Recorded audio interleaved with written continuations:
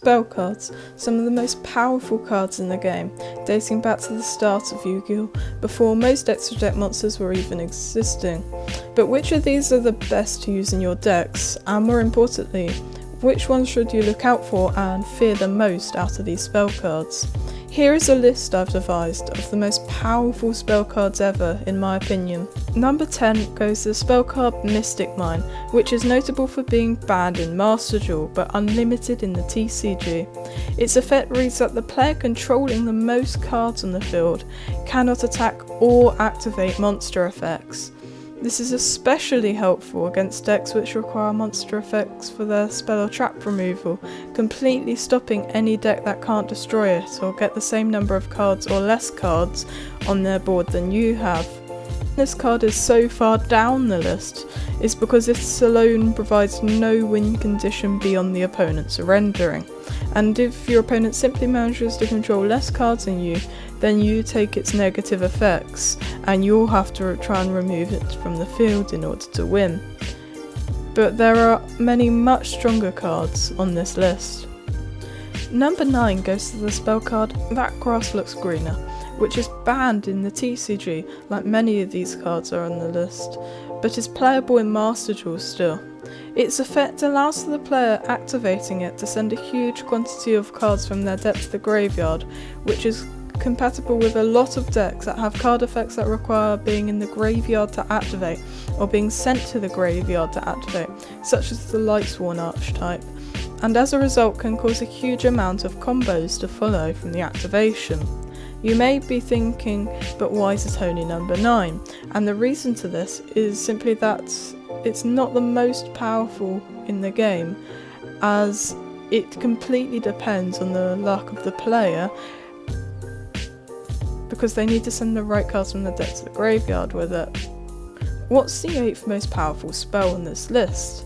The card that I've placed as number 8 on the list is a familiar one to many, called Red Eyes Fusion, notorious for being way too easy to activate in order to summon Red Eyes Dark Dragoon easily from the deck, almost completely costlessly and easily. It can be searched from the deck using the Link 2 monster, Predaplant Verte Anaconda.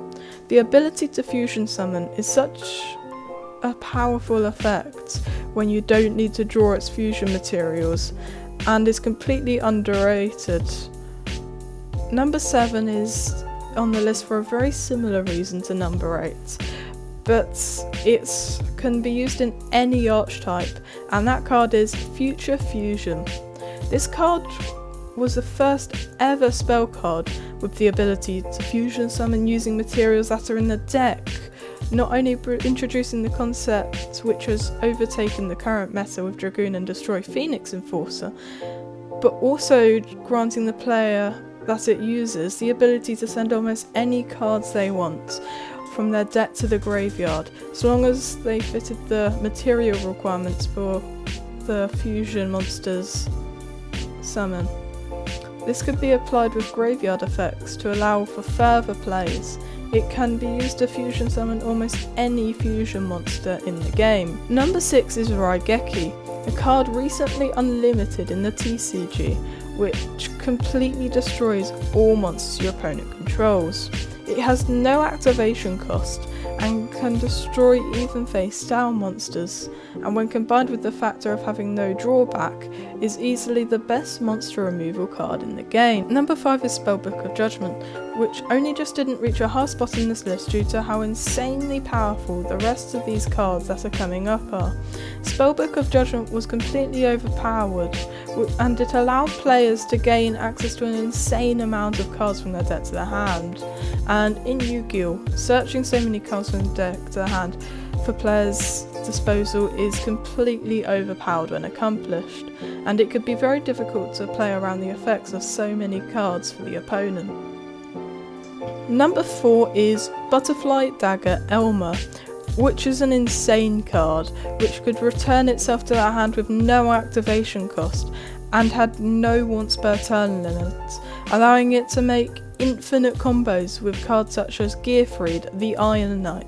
Number 3 is Painful Choice, a card that searches from the deck and forces the opponent to send cards of your choice from the deck to the graveyard, and so activating their graveyard effects with no activation costs or drawback.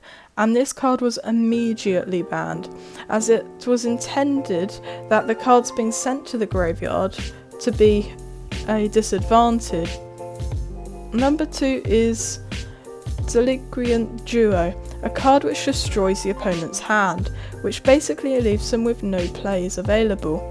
The reason I put this high on the list is because most of the other cards on this list still left the opponent with potential plays and benefited the player using them in some way, but did not immediately affect the opponent beyond this. But this card devastates them, leaving them with nearly no cards in their hand, especially when used early game. Number 1 on this list, as many of you will have been anticipating, is Pot of Greed, as it allows any player to costlessly draw 2 cards with no once per turn cost or drawback, and could be used in any archetype or deck in the game very easily. So what did you think of this topic? Tell me in the comments if you agree with my list, or have any spell cards you think I missed out. Also, if you're interested in this topic, why don't you watch this video here, where I go through what I think are the most influential characters in terms of powerful decks in the Yu-Gi-Oh! TV show.